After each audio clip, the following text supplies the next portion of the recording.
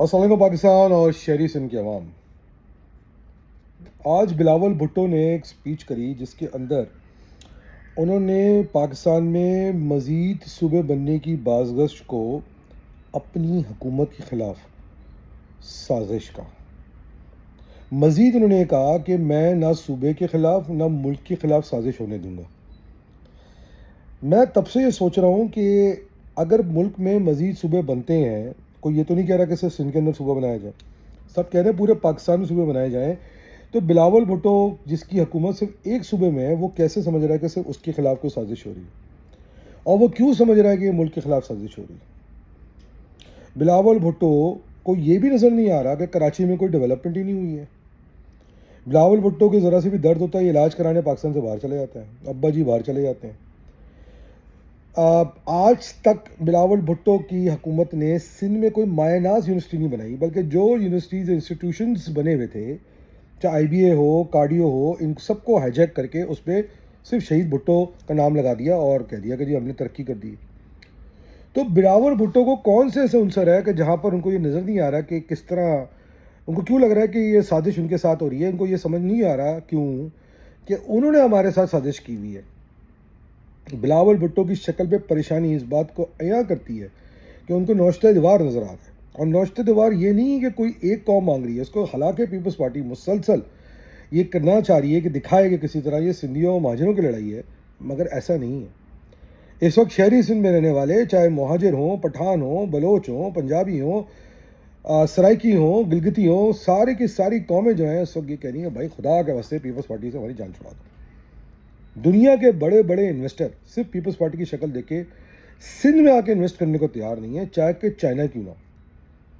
مجھے ابھی پچھلے دنوں کسی نے بتایا کہ ایک چائنیز کمپنی نے انویسٹمنٹ کرنی چاہیے، سندھ نے ان کو نال چلنے چپوا دیے کہ ان کو اتنی مشکل آئی کہ اپنی زمین بیچ کے بھاگنا پڑ گیا ان کو.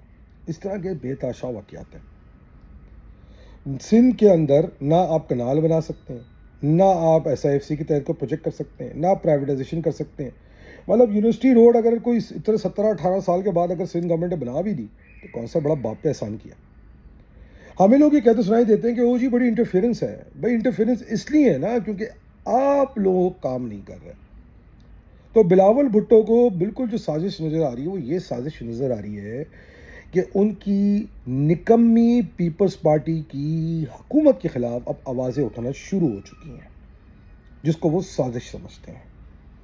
بلاول بھٹو میرے چھوٹے بھائی، اگر آپ کی حکومت نے، آپ نے، اب تو پڑھے لکھے آدمی تھے نا یار، آپ تو پتہ نہیں یو کے سے پڑھ کے آئے تھے، آکسفورڈ کیمبرج سے پڑھ کے آئے تھے، آپ نے کبھی یہ کیوں نہیں سوچا کہ آپ جس شہر میں پیدا ہوئے ہیں، آپ کراچی کی پیدائش ہے، کراچی میں آپ کی انیشل تعلیم ہوئی ہے، آپ کو کبھی آپ کراچی گھوم کے گئے ہیں؟ آپ کبھی گاڑی میں بیٹھ کے ناظم آباد گئے ہیں؟ کبھی آپ لیاری گئے ہیں؟ کبھی ادھر گئے ہیں؟ آپ تو کلفٹن سے ایئرپورٹ سے کلفٹن پروٹوکول لگا کے چلے جاتے ہیں. آپ نے کبھی کوشش کی ہے کراچی کے مسائل سمجھنے کی؟ کتنی دفعہ آپ کراچی کے مختلف علاقوں میں گئے ہیں جو آپ اتنے کانفیڈنس سے کہہ سکتے ہیں کہ کراچی کے اندر آپ کی حکومت بڑے زبردست کام کر رہی ہے؟ بیوقوف بنایا جا رہا ہے آپ کو. نہ آپ کراچی میں صحیح طرح گھومتے ہوں گے، نہ آپ سندھ میں گھومتے ہوں گے. جب آپ گھومتے ہوں گے وہ پروٹوکول لگا ہوتا ہے آپ کو دکھانے کے لیے. تو میرے چھوٹے بھائی، یہ سازش آپ کی جماعت کے ساتھ آپ کے لوگوں نے رچی اور اب اس کا خمیازہ پوری قوم بھگت رہی ہے، پورا شہر بھگت رہا ہے. بار بار آپ یہ مت بتایا کرو ایم کیو ایم. بھائی ایم کیو ایم کو تو پاور سے گئے بھی 10-15 سال ہو گئے، کب تک یاد کرو گے ان کو؟ آپ کے اگر ایم کیو ایم اتنی خراب تھی تو آپ کے ابا جی ٹوپی ڈالنے کیوں گئے تھے، ہار کیوں ڈالنے گئے تھے ایم کیو ایم کے گلے میں؟ آپ نے کیوں ایم کیو ایم کے ساتھ متواتر طریقے کے ساتھ حکومتیں بنائی ہیں؟ اور آج بھی آپ ہمارے ایم کیو ایم کے اہل چیئرمین کو بچا کے رکھے ہوئے. اگر ایم کیو ایم اتنی بری جماعت ہے تو آپ کیوں اس کے ساتھ جو ہے نا خالی مقبول کو لگا کے بٹھائے ہوئے؟ تو سازش تو آپ قوم کے ساتھ کر رہے ہیں، سازش تو آپ ملک کے ساتھ کر رہے ہیں کہ آپ ملک کو مضبوط نہیں ہونے دے رہے. کیونکہ آپ کو پتہ ہے کہ اگر صوبہ سندھ کے اندر غریب ہاری کسان کے ہاتھ میں طاقت آ گئی، پڑھا لکھا طاقت میں آ گیا، تو آپ کو کوئی نہیں پوچھے گا. آپ کے ساتھ جو وڈیرے ہیں ان کو کوئی نہیں پوچھے گا، پیپلز پارٹی کو کوئی نہیں پوچھے گا. یہ وہ پیپلز پارٹی نہیں ہے جو بھٹو نے بنائی تھی، پڑھے لکھوں کی جماعت. ہمارے باپ دادا پیپلز پارٹی میں تھے، مگر یہ وہ پیپلز پارٹی ہے جو صرف وڈیروں کی جماعت ہے، صرف چمچاگیروں کی جماعت ہے، صرف ایسے لوگوں کی جماعت ہے کہ جو 2 نمبر کام کرنا اور کروانا چاہتے ہیں. تو بلاول بھٹو صاحب، سازش آپ کے ساتھ ہوئی ہے.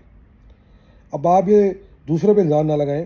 اور اب تو میرے حساب سے کیونکہ ہو سکتا ہے کہ آپ کو اس 28 ترمیم کے بعد نہ پاس ہو 28 ترمیم، کچھ مہینے اور مل جائیں، کیونکہ پاکستان جنگ میں بزی ہے نا، بڑے بڑے مسائل دنیا کے حل کر رہا ہے پاکستان جو اس ٹائم پہ اپنے ملک کے مسائل کے علاوہ.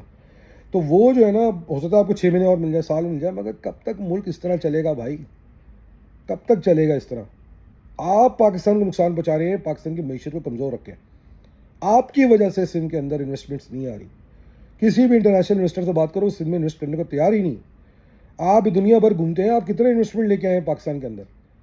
آپ فلڈ ریلیف کے لیے جو گئے تھے دنیا سے، فلڈ کے لیے چندہ تک تو لا نہیں سکے.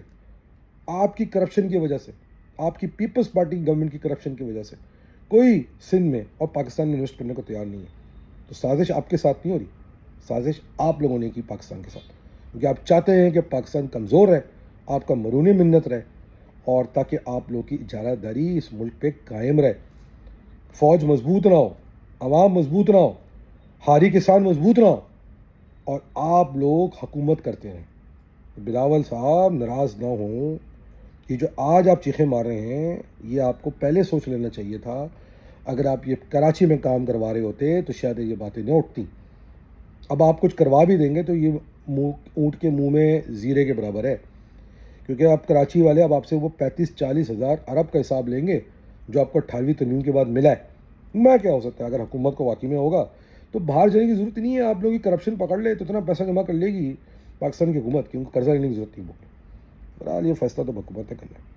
میں نے سوچا کہ آپ کو یاد دلا دوں کہ آپ بلا وجہ جذباتی ہو رہے ہیں. آپ نے جو سازش کی ہے اس کے اب خاتمے کا آج نہیں، کل نہیں، پرسوں نہیں، کچھ دنوں میں وقت آنے والا ہے. میرے چھوٹے بھائی، اگر آپ نے کام کیا ہوتا تو شاید آج آپ کو یہ جذباتیت کی بات نہیں کرنی پڑتی، مگر شاید آپ سو رہے تھے.